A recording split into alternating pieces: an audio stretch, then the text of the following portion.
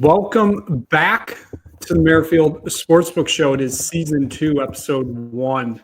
It has been a few months since we last talked. I think it was after the Masters. It may have been right before. I don't remember if we did a Masters recap.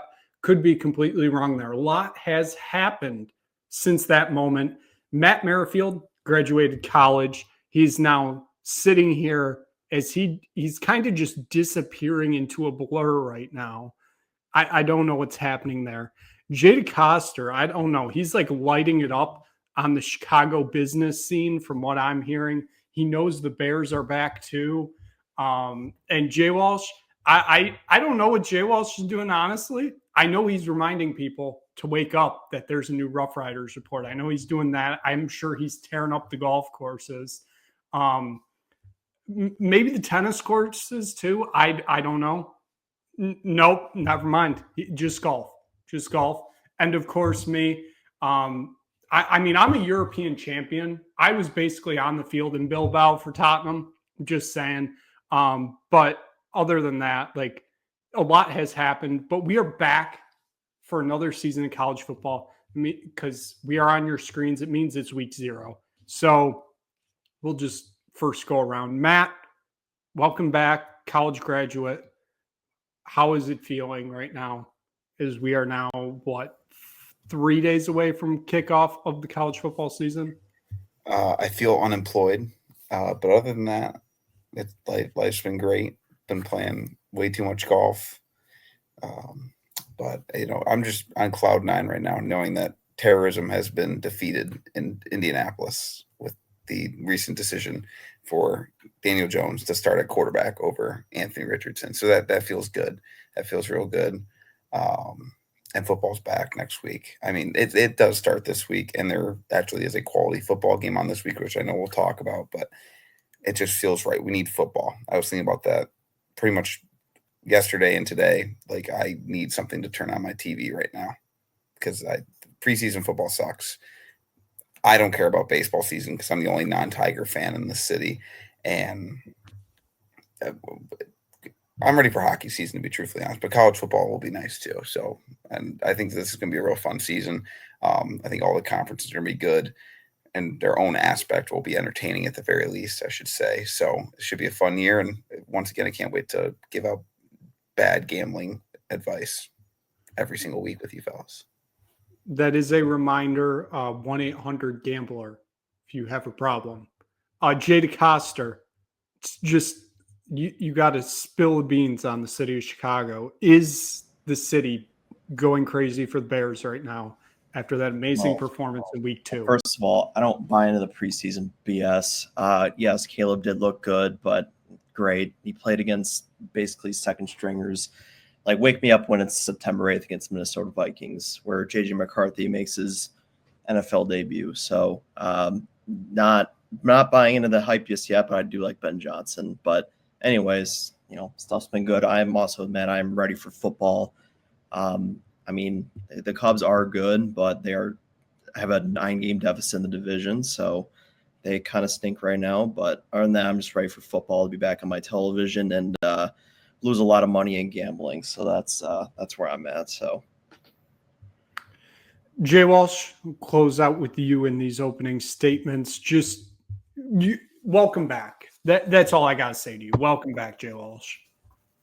It's good to be back. No place I'd rather be on a beautiful Tuesday night recording this. We are very back. College football season is getting into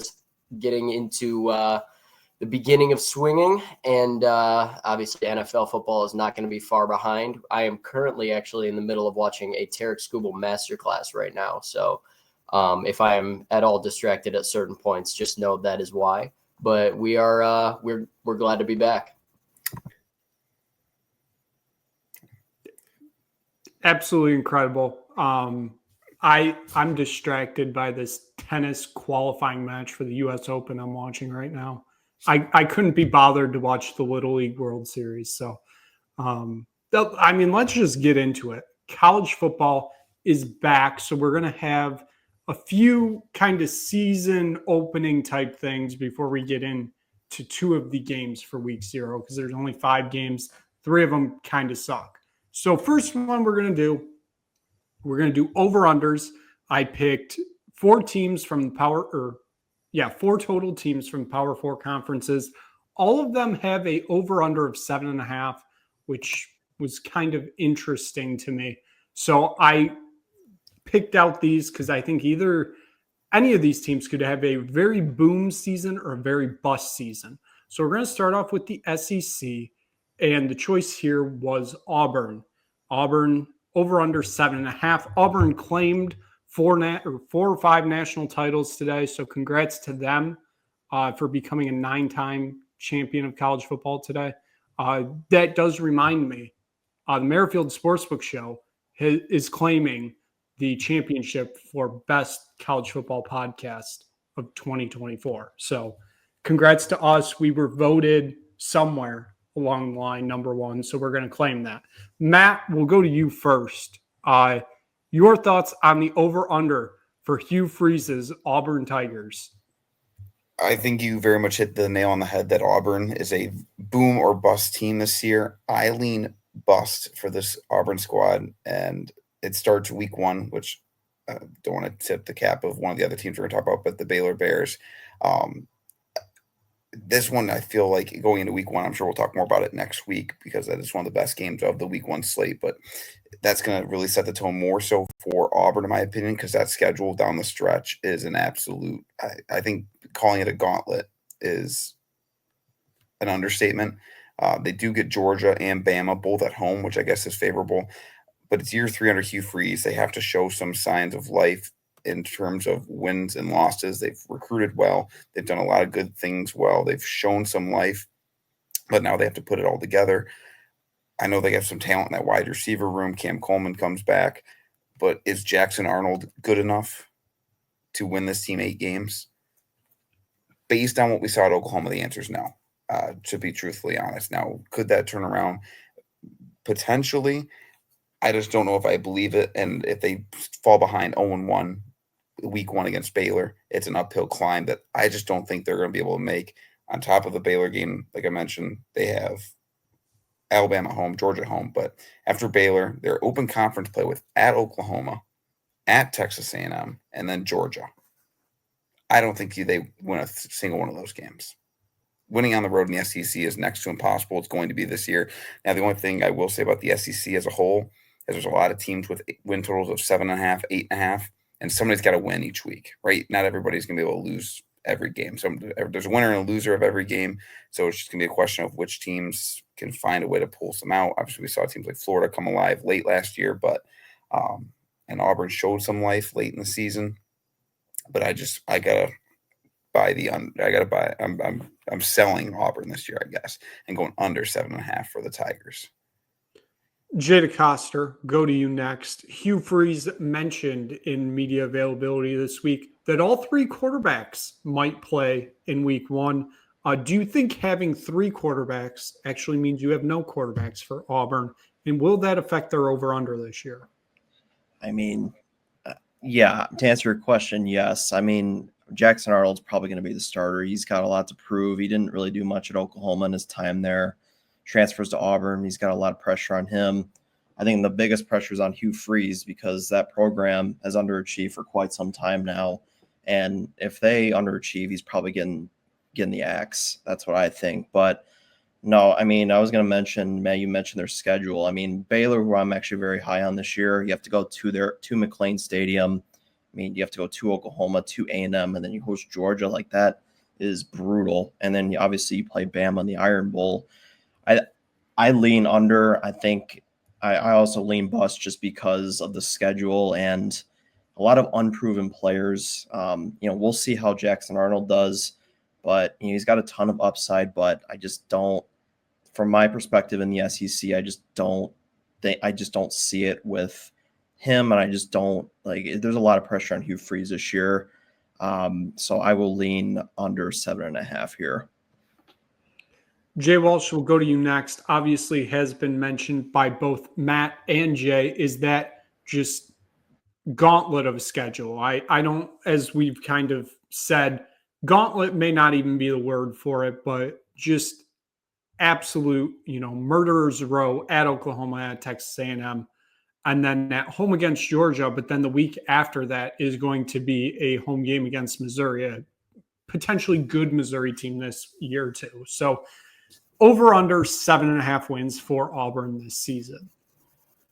I'm going under here, and I really am not even that down on Auburn this year. It's just, I mean, as we've all said, that's how ridiculously difficult their schedule is. And I'm glad you brought up the home game against Missouri. Missouri is my kind of sleeper team in the SEC this year. I think there's a very real chance that, obviously, I don't think they're going to make a run at the SEC championship or anything, but I think they could be in the conversation for one of those playoff spots at the end of the year, given their schedule. So I think that's just another game that Auburn realistically will probably lose, which means they're going to start out 0-4 in conference play with likely a loss at the beginning of the season to Baylor, and then obviously ending the year with Bama. I don't see it happening. I mean, to avoid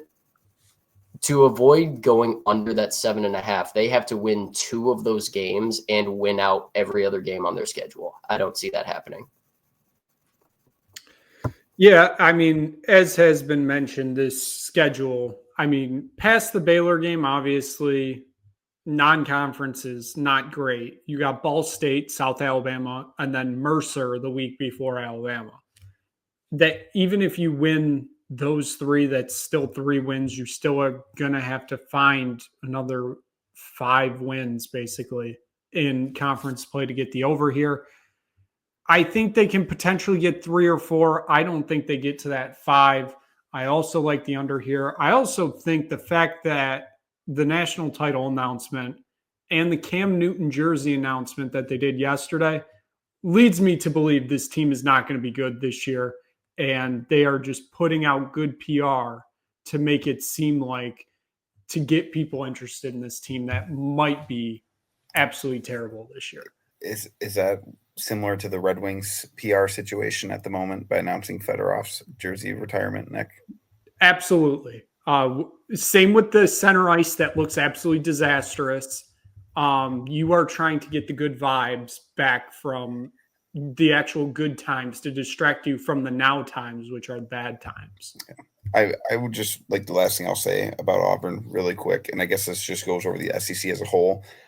If you play Mississippi State this year in the SEC, you are at an automatic advantage based on the fact that, like, a team like Kentucky, who I don't know how good they're going to be this year, but Mark Stoops, his career, whenever his over-under win total, I believe, is 5.5 or lower, I think he's hit the over every single year, and this is kind of a similar year for Kentucky where their backs up against the wall.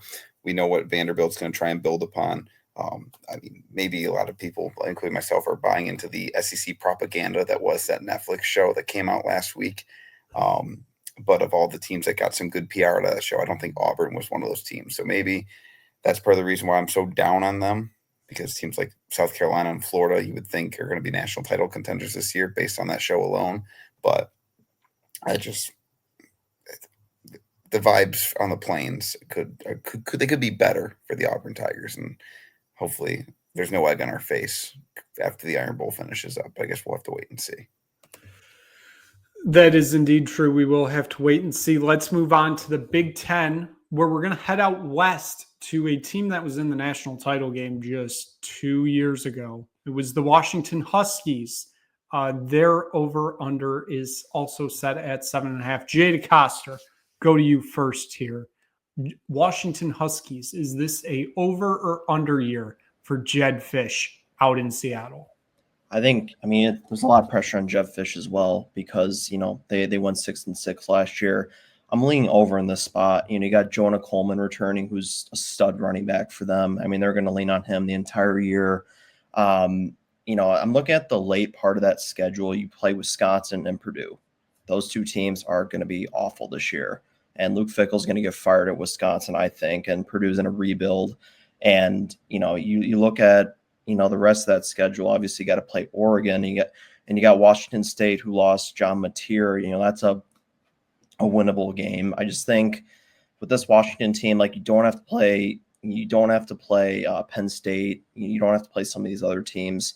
You do have to play Ohio State though, but I think it is an advantage for Washington this year, just because of their favorable schedule. I do think they can hit 8 wins, build upon that 6-6 year with Jeb Fish, and build some momentum for 2026. And they got a pretty solid recruiting class coming in. So I think the future is bright for them. So I will lean over in this spot. I do think they can hit 8 wins with that late part of the schedule being very favorable. Jay Walsh will go to you next. As mentioned by Jay DeCoster, they do play Ohio State this year, but that is in Seattle, so that could give Washington a potential advantage. They also got a game at Michigan in mid-October, and then, of course, to close the season at home against Oregon. As Jay mentioned, though, you are avoiding a Penn State, so you're not getting a full murderer's row of the Big Ten, but there are still some teams that could get them here. Are you going over or under for their season? I'm also going to go over. Washington is one of my sleeper teams in the Big Ten. I really like them this year. I think Damon Williams and Denzel Boston are one of the more slept on quarterback receiver duos in the country. Denzel Boston obviously has been kind of injured throughout fall camp, but he is expected to be able to play week 1. I really like this team a lot. Their schedule, while they play some teams that are tough, a lot of those games that I consider kind of 50-50 games, they have at home. I mean, they've got Rutgers might be okay this year, but they're traveling across the country to Seattle. Teams historically don't do well when they're traveling east to west across the country. Same thing with Illinois. They have to travel to Seattle this year. And then obviously the Oregon game to end the season, rivalry game, things get weird in that rivalry.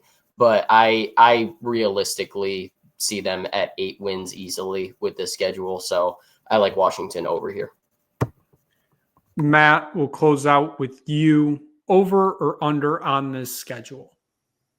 I am once again going to tail the rest of you guys, and I'm going to go over as well on the Washington Huskies. I was looking at their over-under total yesterday, 2 days ago.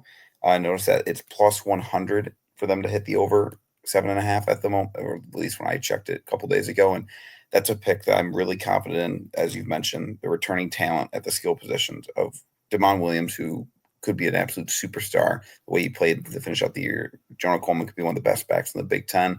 They bring in a lot of new pieces on the defensive side of the ball, and we saw just how important and how good of a coach potentially Jed Fish is. You know, we had a great year with Arizona 2 years ago, leaves for Washington. Arizona falls off a cliff, and there's a lot of turnover with that Washington team last year just because when DeBoer left, it was a huge transition year, and they still did okay, and I expect them to be much better this year. And as you guys pointed out, the East versus West travel. You look at Ohio State's schedule, and they're usually due for one stinker on the road during the year, even if they don't lose that game. And you look at it, obviously they play Texas, Michigan, and Penn State this year. Their other road games are Washington, Illinois, Wisconsin, and Purdue. Wisconsin and Purdue are going to be very bad football teams this year. And I am not very high on the Illini this season. I think them and Indiana are 2 teams that are ranked to start the year that I don't think are going to be ranked when the year ends. I think Washington's going to be that tough game, West Coast, earlier in the season. And just teams aren't ready for it. And even if they are ready for it, there's a lot of talent on this Washington team to keep up and put up some points. And then you go down the rest of the schedule. Their one trip out east is to Maryland. Probably the easiest game they could have gotten. And then Nick or Jay Walsh, when you brought out the Rutgers game, that's on a short week. That's the Friday night game. So Rutgers has to travel short week to Washington. That favors Washington there. They do have to go to Ann Arbor. We have no idea how good Michigan is this season, to be truthfully honest. Sure, they won 8 games without a quarterback. Do they still have a quarterback? Technically, we don't know. We don't know if Bryce Underwood's going to be able to put it all together. We saw last year plenty of 5-star QBs that just weren't ready yet, I guess. Dylan Raiola is the biggest one that comes to mind. He was good. He showed flashes, but is Bryce Underwood going to be ready? We don't know. Outside of that, I think their November schedule is super favorable. Wisconsin, Purdue, UCLA. Those are 3 probably the 3 worst teams in the conference outside of Northwestern. Northwestern could be right in that mix. So I really like 8 wins easily. They might get to 10. I realistically think that this could be a playoff team, even if they don't make it to Indianapolis, just with the way the college football playoff worked out and shook out last year. So we'll have to wait and see. But I am in on the Huskies. And even though I wasn't a Jed Fish guy a year ago, I think I'm buying in. All right. I think this is finally where the group of us divert. I'm going to go under here. I think this team finishes right at 7-5. I'm already mostly counting losses for Ohio State, Michigan, and Oregon. I feel like there's a few other toss-up games in there. I know the Maryland game should be easy, but traveling out east, you never know. I mean, this Washington team did lose to Rutgers last year in a similar scenario. And then they honestly may lose to Washington State again. The fact that that is at Wazoo, I believe it's the last time it's scheduled for now, the Apple Cup. So I think this team finishes right at 7-5. So I am going to take the under here. We're going to move to the ACC, and it's probably the most talked about ACC team outside of the big two of Florida State and Clemson. And that is, of course, North Carolina. A wild turn of events sees Bill Belichick take over as head coach. First time he is coaching in college since like the 70s. And he was an assistant back then. Jay Walsh, we'll go to you first. I start with the Labor Day game on Monday against TCU. And this schedule, does it open up for them? Do you think they'll go over or under here? I really want to say under because I don't like North Carolina. I don't think that they're going to be that good this year, but their schedule is basically a joke. I mean, they play one ranked team the entire season. They play Clemson, and again, that's a home game. They completely avoided both Miami and SMU, the only 2 other preseason ranked teams in the ACC. Most of their difficult or semi-difficult ACC games are at home. I mean, they have to travel to Cal, which is probably going to be a loss. But, I mean, they get Stanford at home, so they don't have to travel across the country. They get Duke at home. This schedule is borderline a joke. I really am not a fan of North Carolina. I don't think that they're going to be that good. There's a lot of question marks with them because, if you look at their depth chart on defense, basically every single player is a transfer. So, I mean, you have no idea what this team is going to be. But I think the ACC is going to be bad enough this year. And the fact that they were able to avoid both SMU and Miami and they get Clemson at home, I think, unfortunately, they're going to breeze to 8 wins. So I'm going to go over. Matt, we'll go to you next. You think they're going over or under with this schedule? I'm going to lean over. I think they get to 8. I think it's going to be tight just because I don't know how I feel about the coaching staff. Bill Belichick's Bill Belichick. But now coming down to the college ranks, it is a different game. Now, I do think he'll still be successful.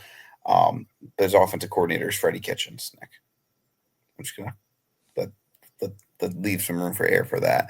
And then the deep coordinator is Nepo Baby, his son. I don't know what the son's name is. What's Steve Belichick. Anyways, the other thing I want to point out about their schedule that Jay Walsh brought up, but is even more like favorable in favor of North Carolina. So they go to UCF, who is not going to be very good in the Big 12 this year on September 20th.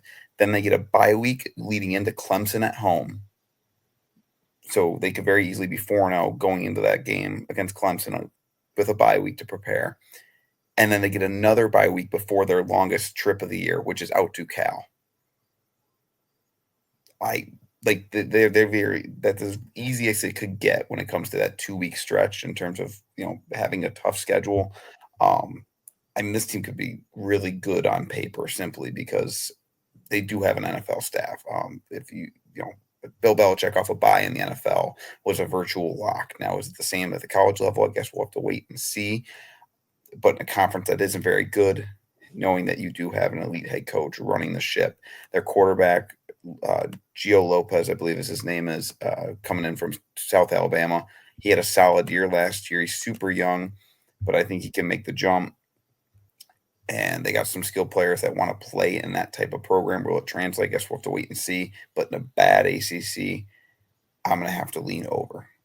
But the one thing I thought was funny, Nick, and I'm sure you'll mention, is how we were trying to figure out which team from the ACC we should pick for this segment.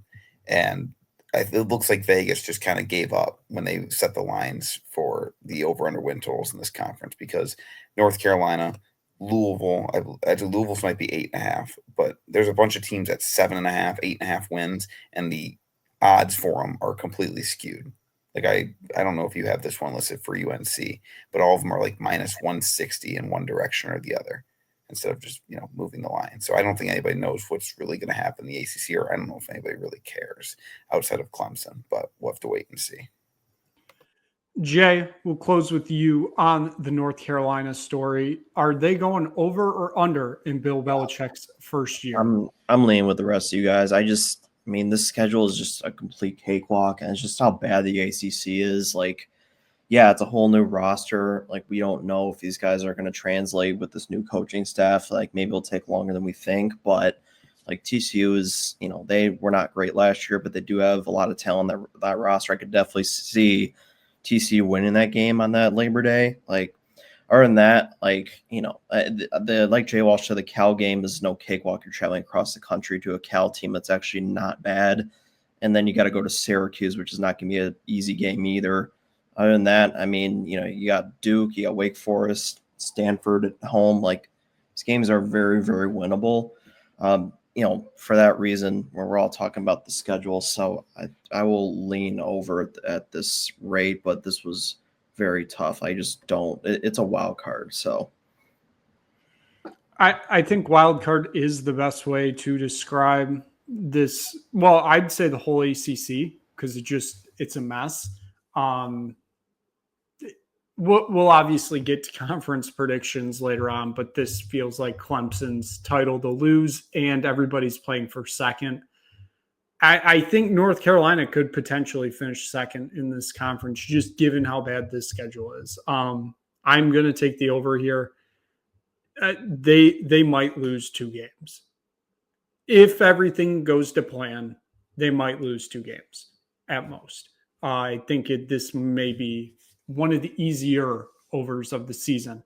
We'll move on to the Big 12, and it is a team that we have somewhat already mentioned.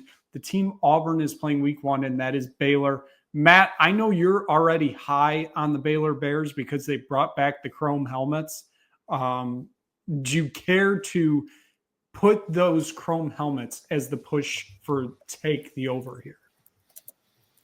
That's just the cherry on top for the Baylor Bears this season. I think Baylor is going to be – I think they're going to win the Big 12 title. Now, Nick, I told you before the season started, I think a couple weeks ago, I guess the season still hasn't started, but you get what I mean, about how I refuse to wager or make picks on the Big 12 because that conference burned me last year every single week because nobody knows what's going to happen because everybody is a 9-win football team in that conference. Now, I think the Baylor Bears are a 10-win team in a 9-win conference. They bring back pretty much everybody. I'm a huge Dave Aranda guy. He had the good first year he came in. They went to the Big 12 title game in 21. 22, things kind of slip away from the last 2 years. And then last year, they've turned things around. They won, 7 games last year, 8 games last year. They should have won an extra one. Other than they literally handed a football game to Colorado at the end of September, which I still can't believe they lost that football game to Coach Prime. But I really like this football team. They bring in one transfer on the offensive end and Kobe Prentice. Otherwise, they return everybody. Bryson Washington. I think Washington's the one that's out for the year. They just announced one of their running backs is done for the season, which really hurts, but they still have other depth in the backfield. They still have a really experienced offensive line. Sawyer Robertson's back for one final year. Dave Aranda's a defensive guy and still a mostly experienced defensive group for Baylor. Favorable conference schedule as well, along with getting Auburn at home to open the season. I've always been a Baylor guy, but I think in this situation, I think that over, 8.5, 7.5, 7.5 wins. I really like that. I would go 8.5 as well. They do have to go to SMU week 2, but I don't know if SMU is going to be able to repeat what they have. And in conference play, they play Arizona State and Kansas State, the other ranked teams in the Big 12, but both those games are at home, right? They have to go to Cincinnati, at Arizona, at TCU, at Oklahoma State for their conference road games. That's about as easy as it gets. So if there's a team that I think can get over 7.5 in this conference, it's the Baylor Bears. Jay Coster, will go to you next. 7.5. What are your thoughts here? Yeah, I also lean over. I really like this team this year, bringing back Sawyer Robertson, who is really talented. I'm glad they brought him back. He's a really good dual threat guy for them. And I think just, looking at their schedule, I think Dave Aranda's can put all the pieces together. Like Matt said, they got a lot of guys coming back. I mean, I think this would be a really good year in a wide open Big 12 to put it all together. In terms of this, like Matt said, the schedule, I mean, the only tough game is Kansas State and then Arizona State. Like, we don't know if SMU with Jennings, are they going to repeat what they are? We don't know. Other than that, like, you got Utah at home. You're going to Cincinnati, but they're not very good. TCU would be a little bit of a sneaky game. Other than that, like, this is very favorable. I'm expecting around 9-10 wins this year for them. I definitely think they can win the Big 12. It's going to be up there with Texas Tech. It's just wide open, but they're going to be right in the thick of it with those teams. So I really like Baylor this year. I'm going to pound the over. So, Jay Walsh, go to you next. What are your thoughts here on the Baylor Bears? This was the most difficult decision of the 4 that we've done for me, just simply because I do like Baylor this year. I like the fact that they're returning a good amount of production on both sides of the ball. Obviously, I think the biggest key for them is something that Matt said. They return a lot of experience on that offensive line. Their offensive line, I think, should be very good this year. It's just they do have a semi-difficult schedule, particularly with the non-conference obviously opening with Auburn. We said we think that'll be a W for Baylor, but at the same time, that's certainly no gimme. And then obviously playing at SMU in week 2, that's a tough opening stretch. But the thing that pushed me over the edge for this is like I know Matt said it, I believe Jay mentioned it too. Their toughest games in the Big 12 are at home. They got Arizona State at home. They got Kansas State at home. They have Utah at home. So realistically, I think they can get to 8 wins because I do think that this is a very good roster. I think the schedule does make it tough, so I can't necessarily back them with Matt's prediction of them winning the Big 12. But I do think that there is definitely an opportunity for them to win 8 to 9 games this year. I'm going to take the under here. I think this team, I don't know what to think of this team, but I think there is a potential that they could be, 2-3 by the end of September, with losses to Auburn, SMU, and Arizona State. Like Jay Walsh mentioned, and like has been mentioned by everybody else, the fact that their toughest games are basically at home, other than that TCU game, that plays a huge factor for them. That is a massive advantage. I still think they probably end up dropping at least one of the 3 at home, and that could push it over the edge here of the, because I think they're right on the border of 7-8 wins. I think I don't really see them winning more than 9. I think we are looking more at 7. That's kind of where I sit. So I am going to take the under here. So we're going to move on from the over-unders, and we're going to do a playoff in or out. I'm going to name a team, and I want you guys to just give your ideas on if they will be in or out of the playoffs at the end of the season. So Jada Coster, going to start with you. We're going to the ACC, and it's a team everybody always talks about making the playoffs, and that is Miami. The Hurricanes, do you think they're going to be in or out of the playoffs come December? See, I right now I'm going to lean out, and they bring in Carson Beck. I don't know if he's any good. Like last year, he was solid, but is he going to take that next step with Miami?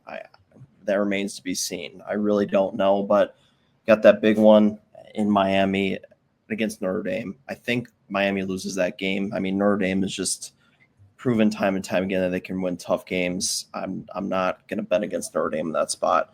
When you're looking at the rest of the schedule, I mean, you got Florida at home is going to be really tough with Lagway. I mean, I'm really high in Lagway this year. I mean, you go to SMU, and then a sneaky. The schedule's not that better than that, but also you got go to Pittsburgh. I know Pittsburgh's not great, but you're going to be playing in like 30-degree weather, and I don't know if that's going to bode well for them. So that could be a sneaky game that they could lose, and it's also Mario Cristobal team who lost to Syracuse to blow their playoff chances. So right now I'm going to lean out. It's a tough one because this is a loaded roster, but I just don't know what Carson Beck is. He's not Cam Ward. Cam Ward's way better, so it is a downgrade. So right now I'm going to lean out. Jay Walsh, we'll go to you next. In or out on the Hurricanes in the playoffs this year? I am out on Miami. I think a lot of it, to be honest, has to do with the fact that the ACC gets absolutely no respect, and realistically it shouldn't. I think this is a 1, maybe 2 playoff team conference. I think there's no question Clemson will be involved.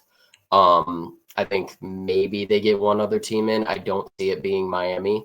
Realistically, their schedule, while not being super difficult, is difficult enough for them to get 3 losses in my mind. And I don't think a 3-loss ACC team without winning the ACC championship is getting into the playoff.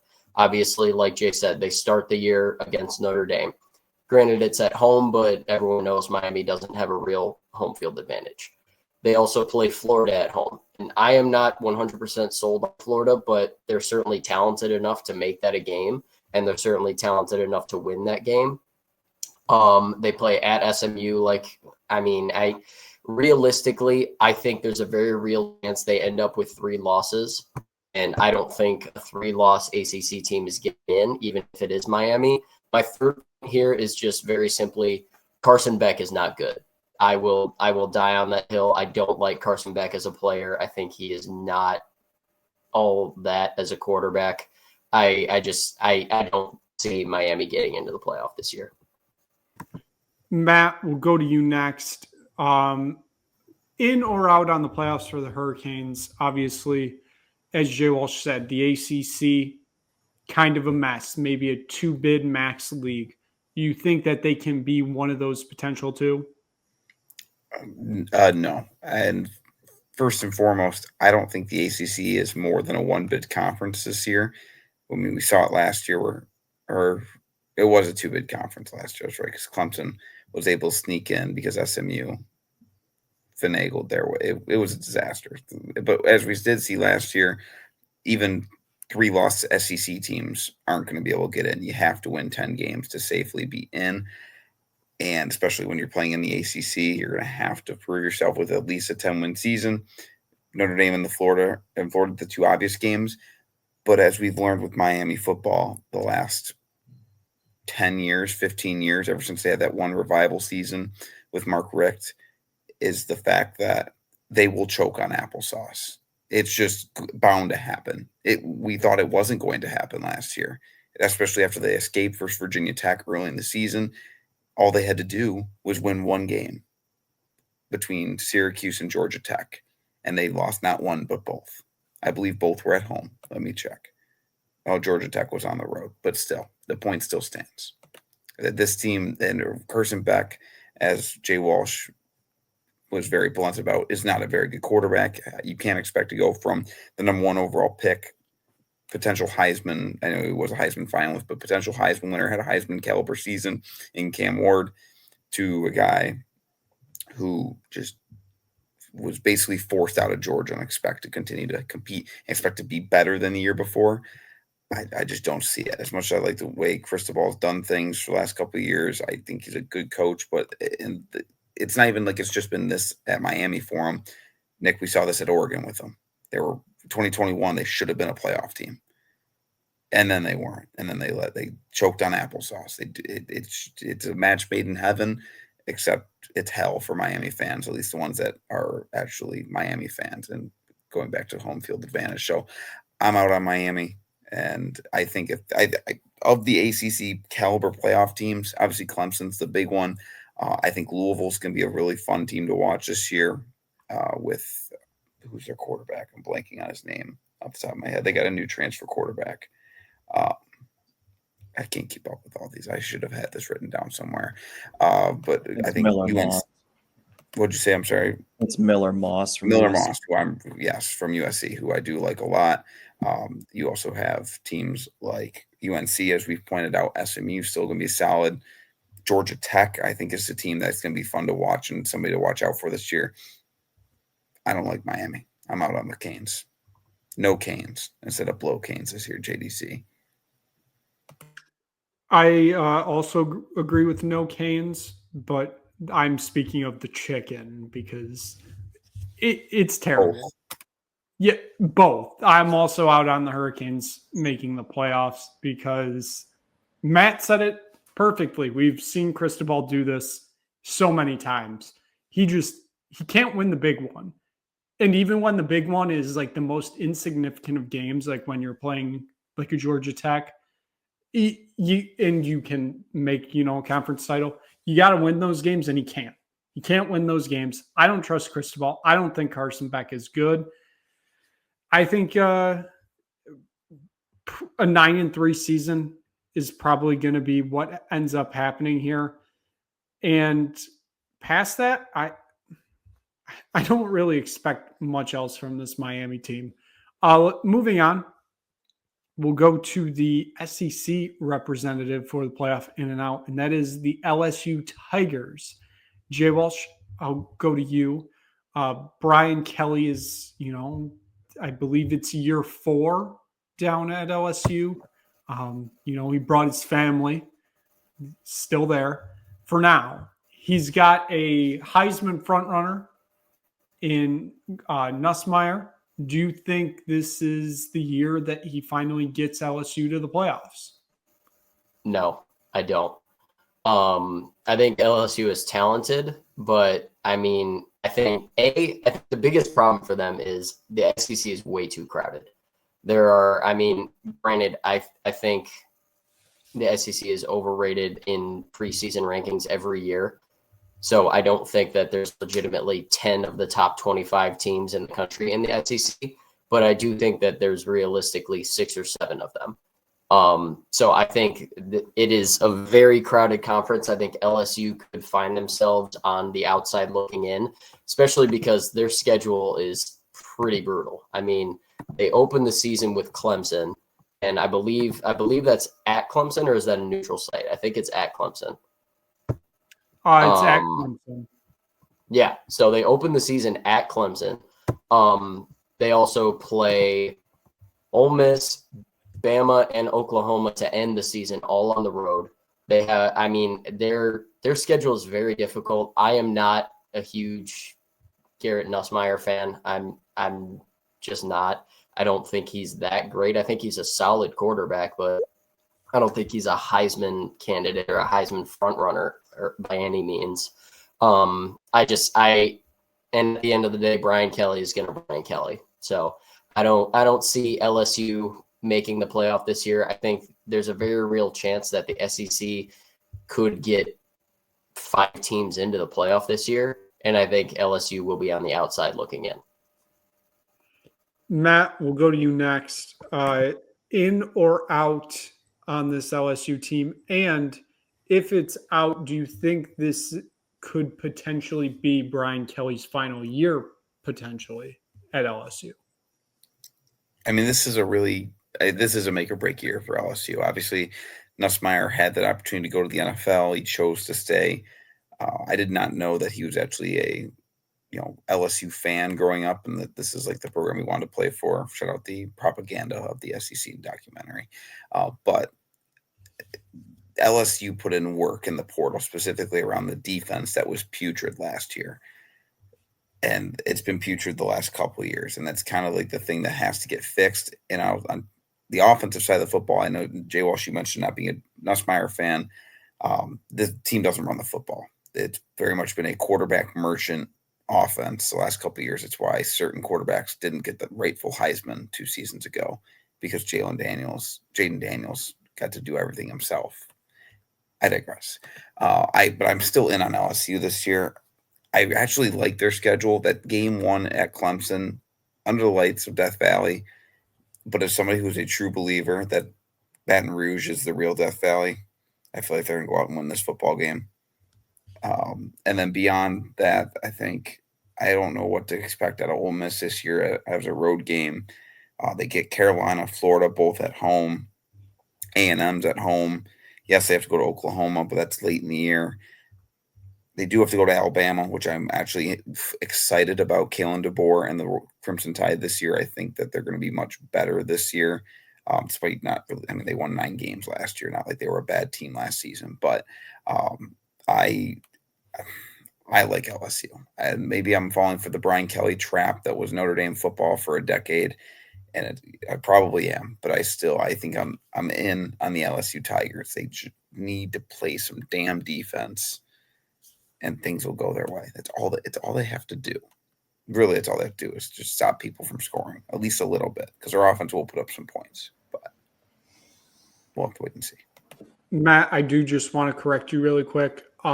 It was a disaster of a season for Alabama last year. 9-3 is not acceptable, as I have been told in this household by certain family members. 9-3 is not acceptable for an Alabama football team. So, I mean, they did lose twice to Michigan in a calendar year. That's not great. But this is also true, and that is also very much a problem. Jay, we'll get back to the SEC team that we were talking about, and that is the LSU Tigers. How are you feeling about them this year, and are you in or out on them making the playoffs? I am not falling for the Brian Kelly trap. I'm not a fan. Never really have been, to be honest. I mean, he's a very good coach, but when in the SEC, you're not scheduling a bunch of games in Notre Dame anymore. You're in the gauntlet that is the SEC. It hasn't been great for him this year. There's a lot of pressure on him. Is Garrett Nussmeier going to take that step? I mean, I think, like Jay Walsh, I think he's solid, but I don't think he's going to be – is he going to make that jump to a Heisman contender? I mean, if he is, they're going to be really good. I just don't see that right now. And, yeah, their defense was putrid last year. But, I mean, I'm not a believer in Brian Kelly. And, I'm just looking at that schedule. I mean, yeah, going to Bama, and I'm high on Oklahoma this year. I think there's a lot of pressure on Brett Venables. I like the guys who they got in the portal, and you have to go to Oklahoma. That's going to be incredibly tough. And you got South Carolina, A&M at home. I mean, those are 2 really good football teams that can go either way. So it is a gauntlet of a schedule. But I think I'm going to say out for now. Brian Kelly, I'm just not going to fall for that. I'm not going to fall for his BS. So I'm out. I got to agree with you, Jay. I'm not falling for it. I'm out on this LSU team. I don't believe in them. I don't believe in Brian Kelly more than I don't believe in them. Again, it's kind of the Notre Dame antics here. I don't like the vibes of it. I am out on LSU making the playoffs this year. Moving on to a team that is just jumped on the scene because they're spending so much money on recruits and portal players. And there goes Jay Walsh. And that is Texas Tech in the Big 12. Matt, I'm going to start with you first on Texas Tech. Your overall thoughts here on the Red Raiders? Are they going to be in or out of the playoffs come December? I'm kind of torn. I don't really understand 100% I get they're spending a lot of money, and the defense, especially the front seven, their front four is completely brand new. And they did spend a lot of money in the portal, and I know Texas Tech donors are really backing up the bricks to make this a competitive team this year. I just don't know. Like I was pretty staunch about how excited I am about Baylor football this year. And it's tough. It's such a toss-up conference. And in my opinion, there are better options, more, I guess, quote-unquote, proven options, Baylor being one of them. We're going to talk about Iowa State in a little bit. I think Matt Campbell's squad is just going to be dangerous once again this year. Not enough people are talking about it, in my opinion. Kansas State is still going to be a solid football team. I think Kansas is going to be better this year. They got a lot of bad bounces, especially early in the year. I mean, everybody's going to be good again. I think Utah finally doesn't have Cam Rising playing quarterback, which is probably a blessing for them. Maybe expect a team like TCU to be better. BYU should still be solid. I can't confidently sit here and say that Texas Tech is in. So I'm going to lean out. I mean, it's Texas Tech. Like, they're a good team, but they've never, and at least since Mike Leach, they have not been a playoff national championship type contender. And I don't see how the money, using the portal the way they have is so volatile. I can't confidently sit here and say that they are a playoff team. Jay DeCoster, we'll go to you next on this Texas Tech team. Obviously, we have talked about the Big 12 kind of just being a mess, basically. There's no true one front runner. If you look at Texas Tech's non-conference schedule, there's really nothing there to truly be seen. It's Arkansas, Pine Bluff, Kent State, and Oregon State all at home. Do you think that helps them more get into the playoff wise, or do you think I would say somewhat gauntlet of their Big 12 schedule is going to hurt them?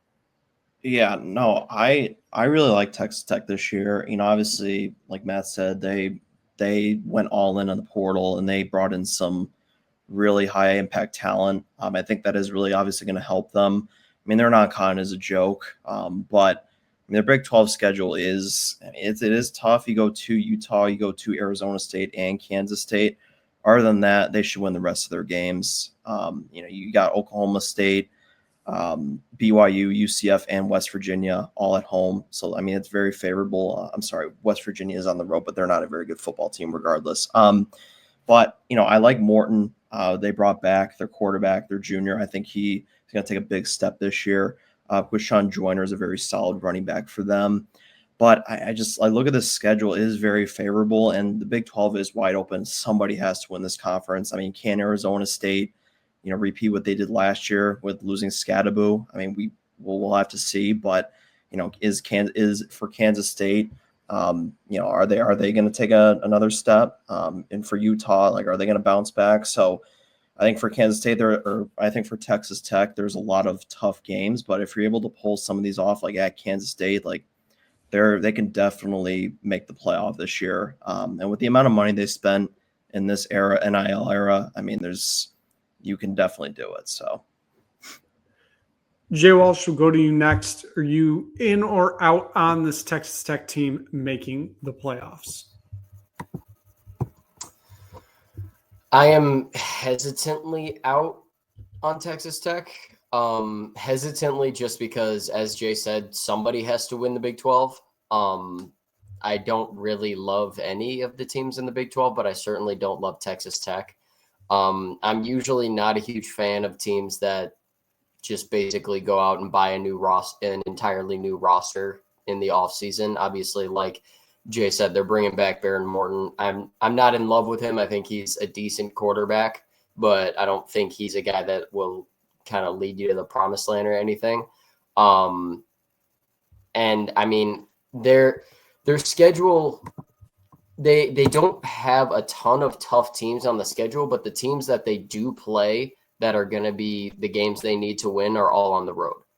They play Utah on the road. They play Arizona State on the road. They play Kansas State on the road.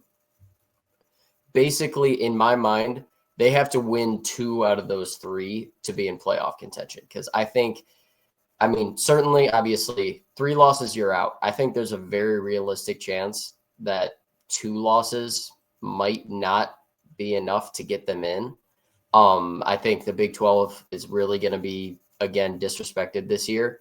So it would not surprise me to see a 2-loss Texas Tech left out of the playoffs. So it's essentially, in my mind, you have to win 2 out of 3 of those games and win out the rest of your schedule if you're the Red Raiders. And I don't necessarily see that happening. So like I said, I'm hesitantly out on Texas Tech, but it would not surprise me to see them make it just because, as Jay said, somebody's got to win. Somebody has to win this conference, as you said, Jay Walsh. I don't think it's going to be the Texas Tech Red Raiders. And as you mentioned, I don't really expect the Big 12 to get, honestly, probably more than one team into the playoffs. I think it's going to be our champion, and that's about it. Mike Leach isn't walking through that door. Michael Crabtree isn't walking through that door. Graham Harrell isn't walking through that door. You can spend all the money in the world in the portal, but these players still have to gel. We've seen it with these Colorado teams the past few years. I know it's somewhat different circumstances, but 95% of those players came through the portal, and what did they get? A 6-6 season, 8-4, nothing outstanding. You saw those 2 seasons of Colorado and never said that's a playoff team right there. You can't just fully build a team through the portal. I don't think it's going to end up working out for Texas Tech this year. I don't see it, at least for this year. We'll move on to our last playoff in or out team before we get to our conference champion predictions. Jay DeCoster, Big Ten. Is Michigan going to be in or out of the playoffs come December? I have them out. We talked about this earlier. Like Bryce Underwood, if he's going to start, like true freshman quarterbacks, they just aren't that ready yet. We saw, like we said, Raiola last year. He was all right, but is he going to lead this team to a playoff? And probably, I just don't see it. And if they're going to start Mikey Keene from Fresno State, do you really buy into him leading them to a playoff appearance? Obviously, they get Ohio State at home. The one tough one, I said I'm high in Oklahoma this year. They got John Mateer and Jalen Ott in the portal. That's at Oklahoma. That's a very tough game. And you have to go to Nebraska as well, to USC. Those are not going to be easy games. And USC, I think, will be better this year. A lot of pressure on Lincoln Riley. It is kind of a tough schedule. The rest they should be able to win. You have to go to East Lansing, which is not a gimme either. I'm going to say out. I just think Michigan is a year or 2 away from competing in the CFP again because Underwood's just not ready yet. And if he is, I'll be proven wrong, but I'd be very surprised if he plays exceptionally well to lead them to a playoff. Obviously their running game is going to be really good. Their O-line is going to be good. They lost a lot of guys up front on defense. Can they be able to replenish that? They're just a year or 2 away. So I'm going to say out for this year. Jay, you mentioned that Nebraska game. You're forgetting one big detail about that is, of course, Sharon Moore serving a self-imposed suspension for that game. He had to pick that suspension. Yeah, exactly. So that's going to be that of course is one of his games across 2 years that he will be suspended for, correct? Yes. So it will be week 3 against Central Michigan, week 4 against Nebraska, and most likely not against Oklahoma. No, you had to coach that game. He had to coach that game because it's his alma mater. So you can't let him sit out that one. Interesting. And then most likely next year, week 1 against Western Michigan in Germany. Yeah, great job, guys. Great job. Jay Walsh, in or out on this Michigan team making the playoffs this year? I'm out. Kind of like Jay said, I just don't know that Underwood is ready yet. I don't question his talent, but if you look at a lot of his highlights from his high school career, a lot of them were simply just, I'm bigger and better and faster than everybody else on the field. That's not going to be the case in the Big Ten. So I'm not saying that he's not going to be a good quarterback. I'm not saying that he's not going to show flashes of brilliance this year. But overall, I just don't know that he's ready to lead a playoff caliber team. And kind of piggybacking off of what Jay said, their schedule does not necessarily do them a lot of favors, even though they do avoid Penn State and Oregon. They obviously at Oklahoma in the non-conference is a tough game. You have at Nebraska, and then you have a 3-week stretch in the middle of the season where you go at USC, which we all know what Eastern time zone teams traveling to the West Coast usually do.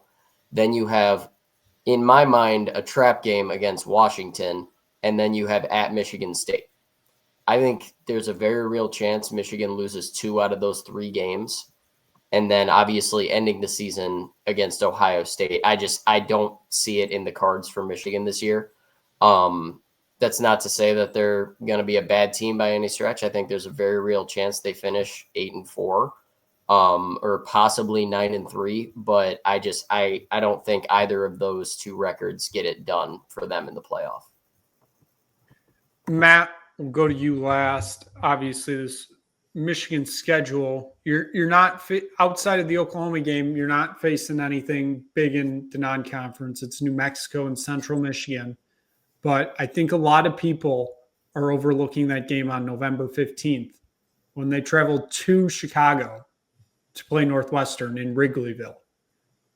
Wrigley can get spooky for the Michigan Wolverines.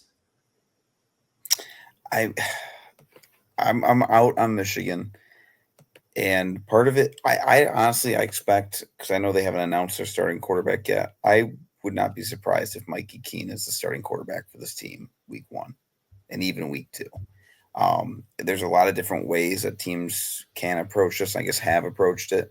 I guess the closest comparison would have been Florida last year with Graham Mertz and DJ Lagway, and I would take Mikey Keene over Graham Mertz, to be truthfully honest. I'm not even sure how Graham Mertz got drafted this offseason. I also didn't realize he got drafted until about a week ago, after he had quite the NFL preseason debut. But overall, I'm just not a fan of Michigan this year. And the other thing I want to bring up about the young quarterbacks is just how surprising the freshman QBs have been the last couple of years. Like Lagway showed some promise, but Raiola wasn't great last year. And none of the other highly touted quarterbacks played last season. I know guys like CJ Carr will finally be a starter this year. Arch Manning's been fine, but Nico was underwhelming last year. Dante Moore hasn't done anything. Jackson Arnold had to leave Oklahoma. Malachi Nelson has fallen off the map. A lot of the young quarterbacks the last couple of years that have been highly touted have not shown much of anything. I mean, even the class before that, which had Drew Aller, and I know Connor Wegman was a part of the 22 class. Like Drew Aller's been good, I guess, but a lot of people don't like him, and he's one of the highest touted quarterbacks in college football in terms of recruiting. So I just think that's interesting going into the season, see which guys do step up, because I guess there's a severe lack of elite quarterbacks in college football at the moment.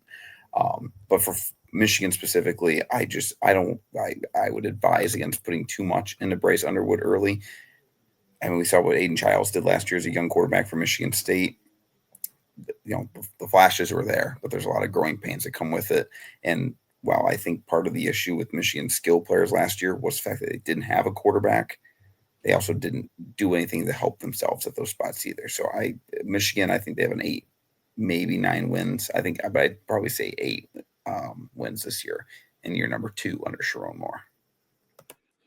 All right, we will move on to our conference championship predictions. So we're going to do the Power 4 conferences and then who you think the best group of 5 team will be.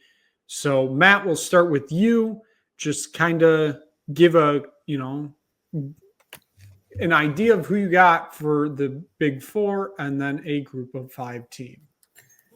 I'll keep it pretty quick. SEC, I'm going to go with the Texas Longhorns, preseason number 1 team. I really like the Longhorns. I think their defense is going to be strong again. And the offensive side, I think Arch Manning's going to be really good this year. Like, I don't know if he'll be like Heisman level good, but he's going to be really rock solid. And I think he's going to end up being a really good professional college quarterback and then move into the pros whenever he decides to leave for the NFL, because nobody actually knows. Into the Big Ten, I want to say the Oregon Ducks really badly, but man, I guess it goes back to the quarterback statement of which team's quarterbacks are going to play well. Julian Sayin, Dante Moore. I don't know. I guess Ohio State has slightly better weapons, and Dan Lanning has kind of struggled at times to win the big game. I know they ended up winning the Big Ten last year and then fell apart in the Rose Bowl. So I'm going to go Penn State. They have the most proven option, I guess. I can't believe I'm saying that. But I'll go Penn State to win the Big Ten. ACC, I'm going to stick with my dark horse in the Louisville Cardinals. I think they're the team that can surprise some people. I think they're the team that gets there. I think Clemson will be one of the 2 teams that gets there. And then when it comes down to it, who knows what can win one game in Charlotte. Big 12, I'm sticking with the Baylor Bears. I'm really high on them, and they're probably the team I'm most confident in going into the season. They're the team I'll be rooting for in that conference. Group of 5 wise, can I pass? I got to be honest with you. The group of 5 is kind of a mystery of everything. A team, I guess, to watch out for. I think Dan Mullen and UNLV could be an exciting team to watch this year. I don't know if they'll be good enough to make the playoff. I think the Mountain West is going to have a lot of good options to make the playoff. I'm trying to work my way through the American Conference. Come back to me. I'll have a final answer in a few minutes. Matt, I just want to mention before you decide on a final option, you do remember the quarterback for UNLV is Mr. Orgy himself, correct? Actually, I have a comment on the quarterback situation when we get to our picks for week 0. So, okay, they have 2 options. Neither are great, but I think option number 2 is a better option in my opinion. Okay, that works. Jay Walsh, I'll go to you next because you were the next one I typed out. Give us your predictions, conference champions, starting with the SEC. Well, this is a really weird year because I don't like to go with just the chalk picks, but a lot of my picks are kind of the chalk picks. SEC, I'm going Georgia. I'm not riding the Texas bandwagon this year. I said to you guys as we were going into the playoff, I wasn't sold on Texas last year. I'm not sold on them this year. I know Arch Manning has all the hype. I need to see that he can be a consistently good college quarterback before I buy in and say he's going to win the SEC in his first year as a starter. I need to see something out of him. Georgia, kind of in a similar situation with Gunnar Stockton. Technically they haven't named the starter yet, but he's going to be the starter. He showed flashes last year, obviously a little bit of inconsistent play, but the thing that I think sets them apart rather than Texas is Georgia is going to have one of the best running back duos in the country next year in Nate Frazier and Josh McCray. I think both of those running backs are very good, very talented. I think they'll be able to rely on that. And then obviously they just reload on defense every year. So I'm going Georgia in the SEC. Big Ten, I'm going Ohio State. Not a whole lot to say here. They are just overwhelming talent. They have the best offensive player in the country in Jeremiah Smith. Their receiver room is always crazy. Julian Sayin at quarterback is very talented. They've got arguably the best defensive player in the country in Caleb Downs. They have a very good overall defense. I just think they're going to run through the Big Ten. Not to say that they're winning every game, but I don't see anyone else competing with Ohio State this year in the Big Ten. ACC, Clemson, just simply because I think there's a very realistic chance Clemson loses 2 to 3 games this year, but their 2 hardest games are non-conference, so they're not going to count an ACC play. That's at South Carolina and then opening against LSU. So I don't see another ACC team hanging with Clemson throughout the year. The rest of the ACC is kind of a joke. So I'm rolling with Clemson there. Big 12, basically just throwing a dart at a dartboard. I'm going Arizona State. Sam Leavitt, Michigan State legend, still that guy.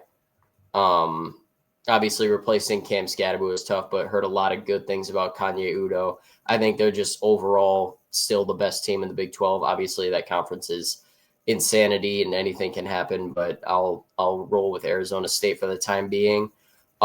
Best group of 5 team, I'm going with Tulane. I know obviously replacing a quarterback is tough, but as much as he doesn't seem like he's a great dude, Jake Retzlaff is a talented quarterback. So I like him to lead Tulane to a good season. I think they definitely have a good shot to get the Big 12 bid this year.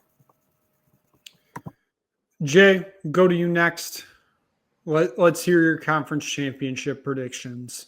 Sure. So I'm going to also go with Texas and the SEC. I am buying into the Arch Manning train. I really like Steve Sarkisian and just what they did last year. I mean, they are just absolutely loaded. So Georgia, I thought about. Is Gunnar Stockton gonna be the answer? I just don't know yet.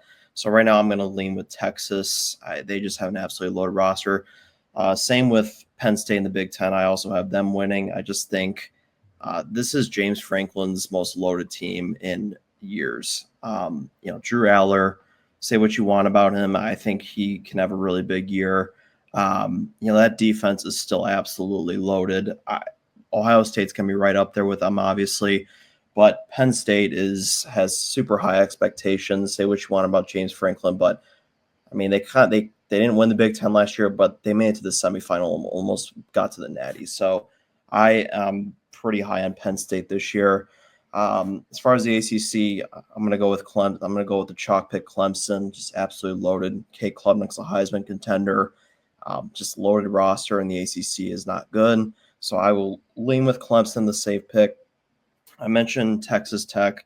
I have them winning. I think Texas Tech, with the guys they got in the portal, I like Morton. I really trust their offense to do a lot of damage in that conference.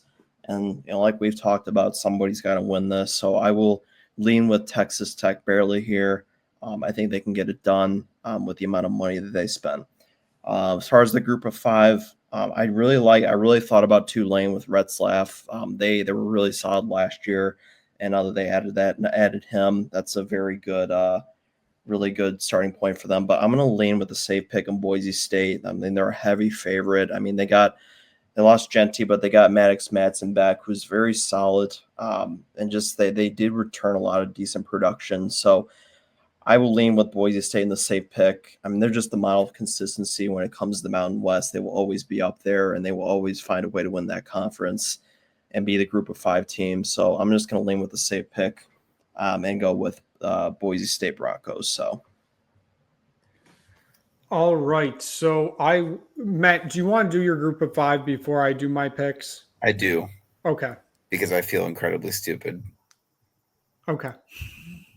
The group of 5 playoff team will be the UTSA Roadrunners. Currently the odds-on favorite to win the American. I did not believe that. I would not have guessed that they were favorites. Or according to FanDuel, they are even at plus 410 with the Tulane Green Wave. I do like Owen McCown, even though he's a lefty and he's a pain in the ass to use in CFP 26, as Jay knows, because Jay beat me a couple weeks ago, but that's the point. But I think their running back, Robert Henry Jr., is a stud. They return pretty much everybody on the offensive side of the ball. They have, I think, 0 transfers on the offensive side of the ball, which is somehow impressive. Jeff Traylor's done a lot of really good things. They won the Conference USA 3 years ago, moving over the American. They've been good, but I think this year they take another step up and they get things done. The Final Four building will finally host a college football playoff game. You're going to feel it and you're going to believe it. Nick, we will be there. You know it. I don't know about I don't know if I'll go back to the city. I don't know if I can go back to that dome. What a disaster, that building. We have to go. Man, what are your thoughts on the UTSA defensive line for the season? I have no comment. I would like it known, Jay, that you would probably be a better head coach of Fresno State than whoever the Matt Enns or whoever their actual head coach is. Matt Enns is on the hot seat. For those of you, for context, play Matt in CFB 26. It's not a good game, by the way, as Jay Walsh said. Pretty mid game, but shout out Bryson Donaldson on Fresno State. Whoever wants to bet touchdown props on him. He had 6 touchdowns against Matt. I don't know how. He's got good abilities, I guess. So shout out to him. That's my RB2 in my college fantasy football league this year. So I'm glad to hear, Jay. Good things are coming. Jesus. All right. I don't know how to follow this up, but I guess I'm going to have to with my conference championship predictions. These may be all over the board. Who knows? SEC. He always wins in his second season. I'm starting to sound like Andrew Postacoglu here. Give me Alabama Crimson Tide and Kalen DeBoer. It is the propaganda from the Paul Feinbaum show and people in this household just making me roll Tide crazy right now. I don't know. Possibly. Most likely. But I think Alabama finds a way to win this conference this year. I get the starting quarterback position. It isn't the best of choices right now. I know this guy has lost 2 straight years to Jalen Milroe, and Jalen Milroe wasn't good. So what does that say? We'll see. I still got to believe in this Alabama team. Big Ten, nobody took them. I'm going to take Oregon going back to back. I know Dante Moore. That's the biggest question mark I think about this team right now. But whatever that game is going to be against Wisconsin on Grateful Dead night, that is going to be the power that leads Oregon to the Big Ten title. I truly hope it's just like a complete tie-dye uniform for them. That will be incredible. ACC, I think this is the only chalk one I'm going with, and that's going to be Clemson, mostly because I don't know what to think of any of the other teams in this conference. SMU, I think, is not going to be as good as they were last year. North Carolina, that's a wild card. Florida State, I think they're still going to be awful, but who knows? We'll see about that. Big 12, I'm going to go with Utah. I think the whole Kyle Whittingham, potentially his last year, obviously Cam Rising gone, thankfully for now. I think that's going to be a big factor in Utah kind of being good this year. I think they end up taking the Big 12 conference. And with the group of 5, I tried to really go outside the box here, not pick, Boise State. So I went with the next best option. Give me the Black Knights of Army. Give me the troops making the playoffs. I don't think it's they got a favorable schedule. The Kansas State game at Kansas State, that does scare me a little. But if they can get out of that alive, I think they can go undefeated. Sir, they're not even the best armed service academy. Well, they're going to beat Navy. They're going to beat Navy. They're not going to beat Navy. Yes, Blake they will. Horvath would like to have a word with you on Blake that. Horvath is a Heisman contender. Yeah.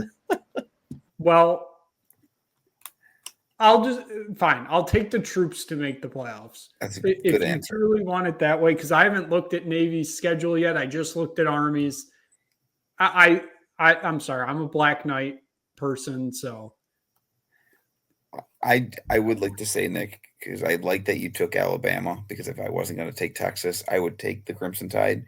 I know a lot of people don't like Ty Simpson. I love him. He's Jake Haener 2.0. He's just accurate and can throw the football and get it to the receivers. I'm honestly not quite sure why he didn't start for DeBoer last year, because that's what Kalen DeBoer loves. Somebody who can get the football to receivers as quickly as possible and let them do the things that they can do. So that's all I got to say. But I am in on the Crimson Tide this year. So I am officially making my pick Army, because Navy has to play Notre Dame this year. And I think Army has a better chance against Kansas State than Navy does against Notre Dame. So they don't have to beat Notre Dame. Okay. Yes, they do, Matt. These teams got to go undefeated. This is how this works. Okay, let's get into week 0. we've talked for almost an hour and 20 minutes. It's now time to get to the action. I have two games on this board. I know, Matt, you wanted to talk about the QB situation at UNLV, so we'll get to that in a minute. But let's go out to the game that's going to kick off the season in Dublin, Ireland.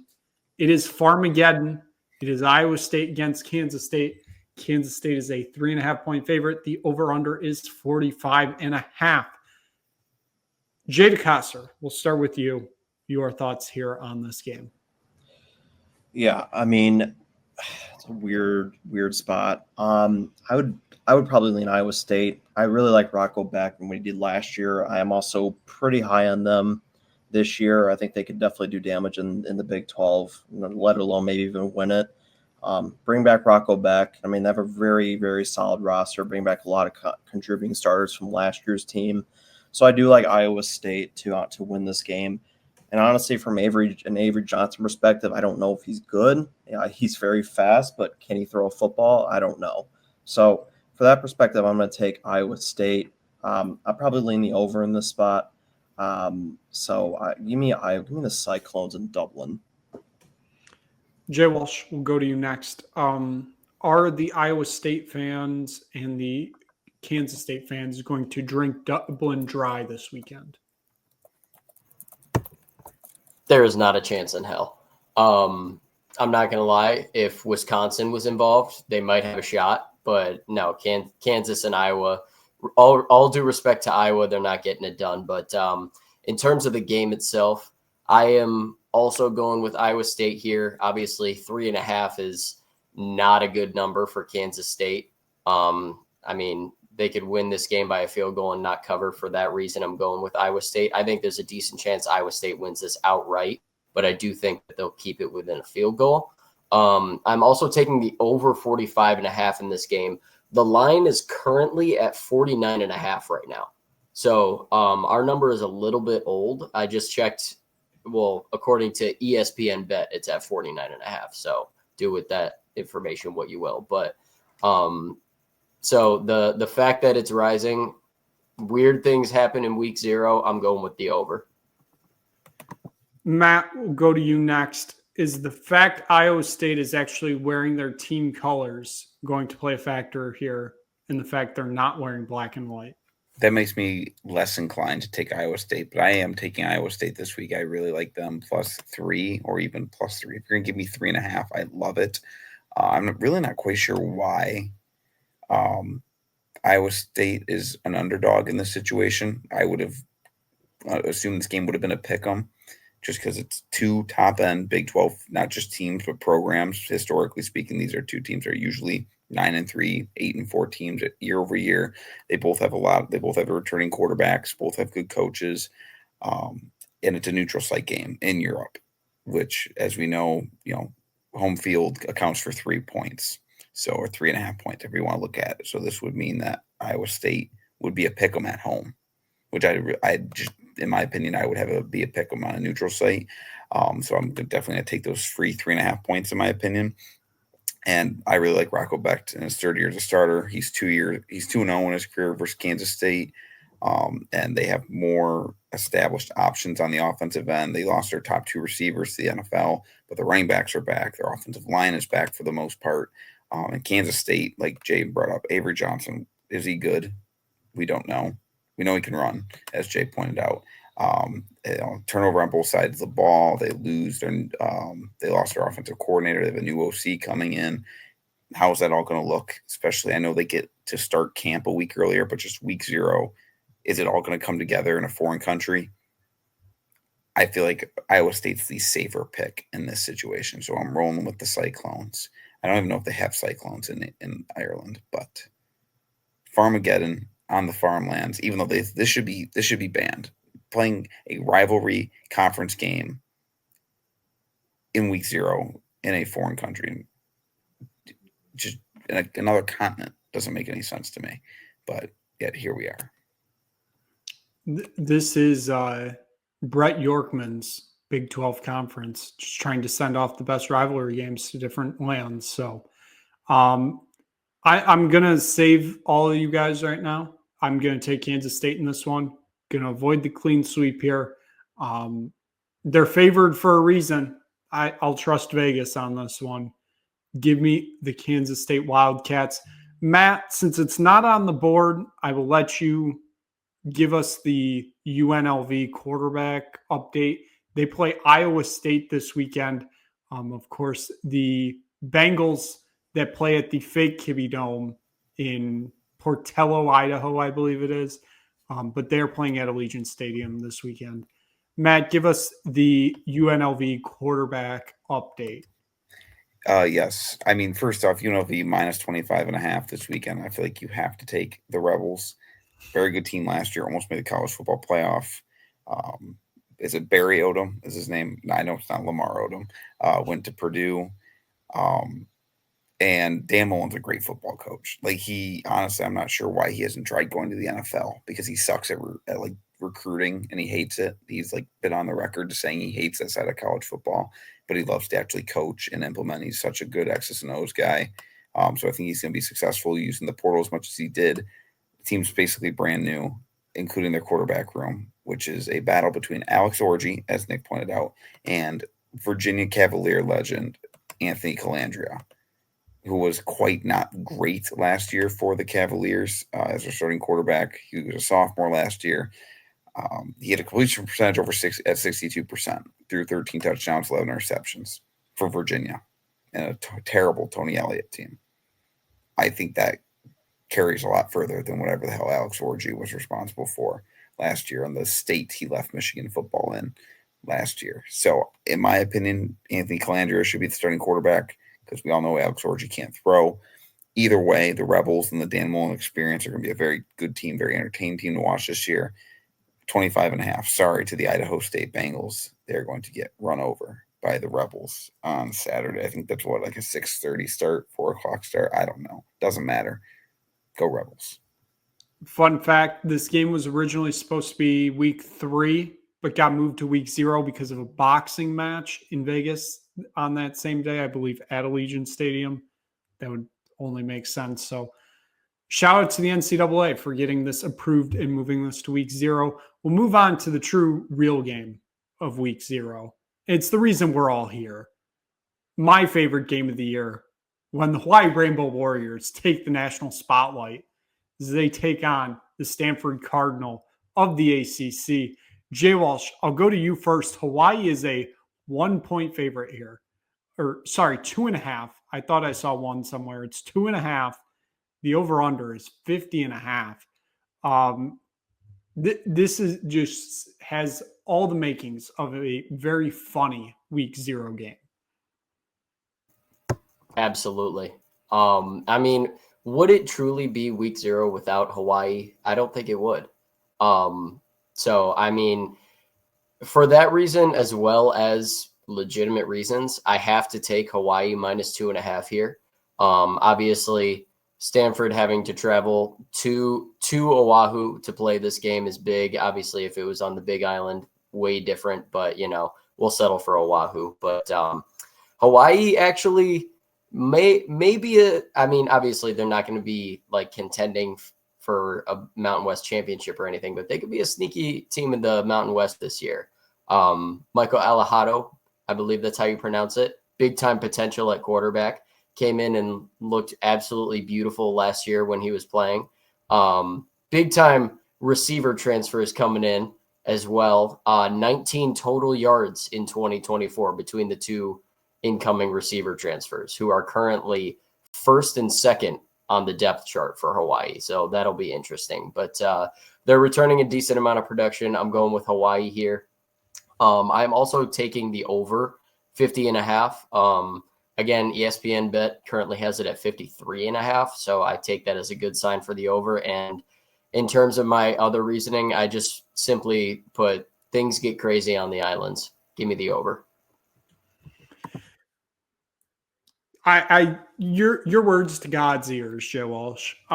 Matt, we'll go to you next. I know when I texted you about you not having anything for this game, I said this is, the most important game of the week because this is the team that created it. You said you want to stay as far away from this game as possible. Is this still true after hearing Jay Walsh just wax eloquently about this game.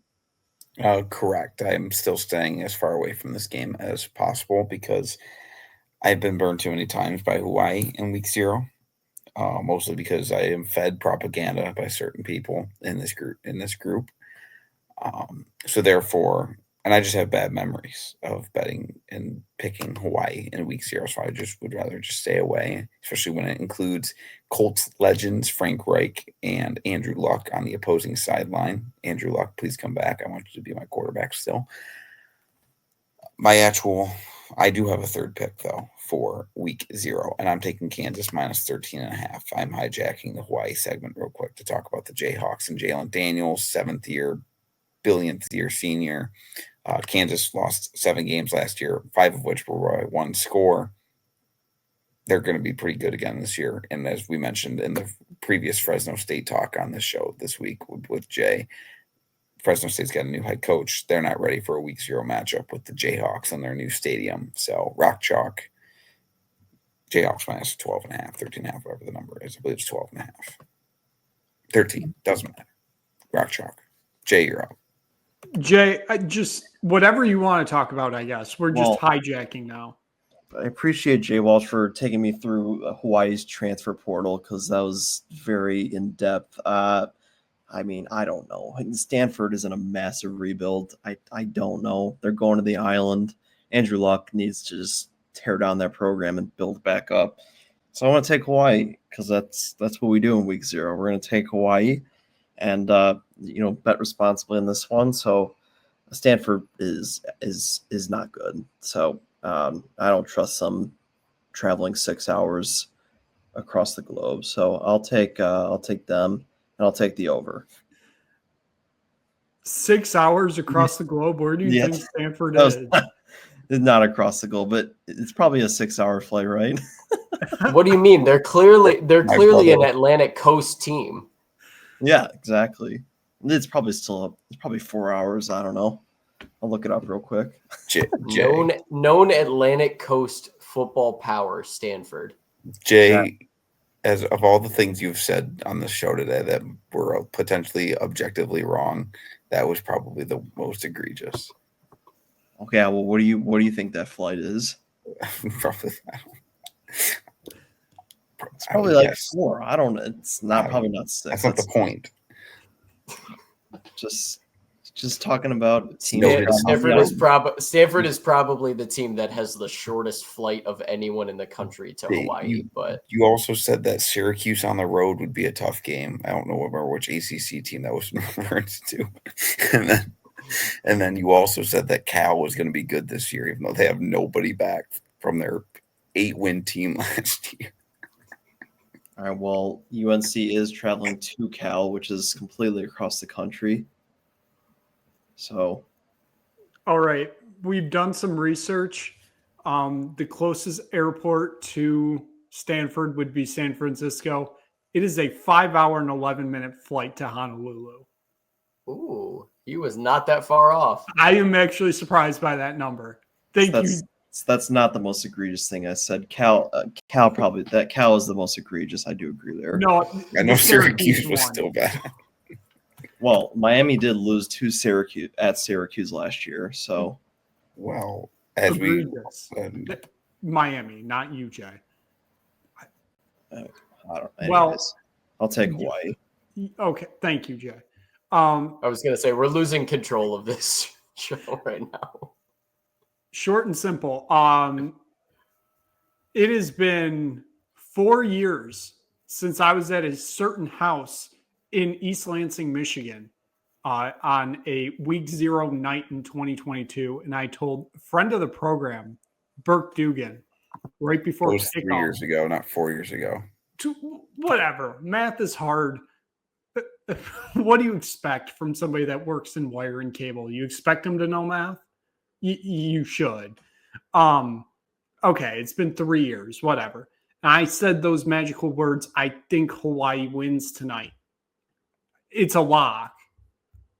Hawaii lost 63-10 that night. I have been chasing this win ever since that moment. I know they won in week 0 last year, but they were playing Delaware State and it wasn't convincing. I don't even know if they covered.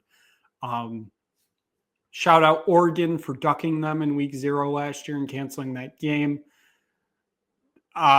This is the year. Burke Dugan, I know you're watching somewhere. This is the lock of the year. It's week 0. We're locking it in. Lock of the year. Hawaii money line. Hawaii minus 3.5. I don't care the number. They're going to figure it out this year. This is the year. People forget this Hawaii team almost beat UCLA on the island last year. And there was some messy ref situations going on. They only lost that game by 3.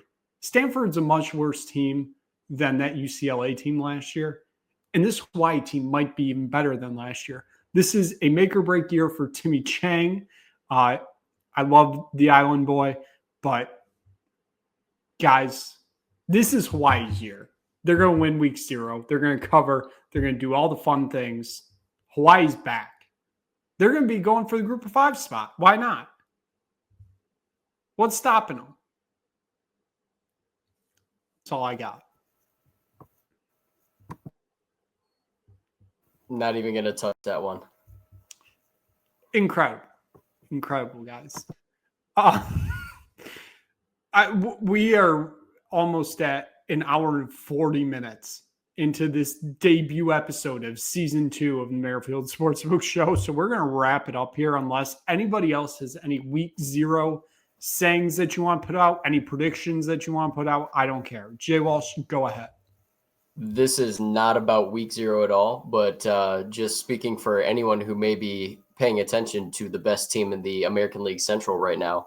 Approximately 15 to 20 minutes ago, Gleyber Torres had the rare walk-off walk in the bottom of the 10th to secure a thrilling 1-0 victory for the Tigers. So I just wanted to update you all with that.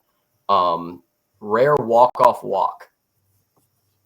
Wow, the Tigers are really firing on all cylinders, aren't they, heading into the postseason? Hey, a W is a W. How are the Rays doing? Doesn't matter. It's not the point.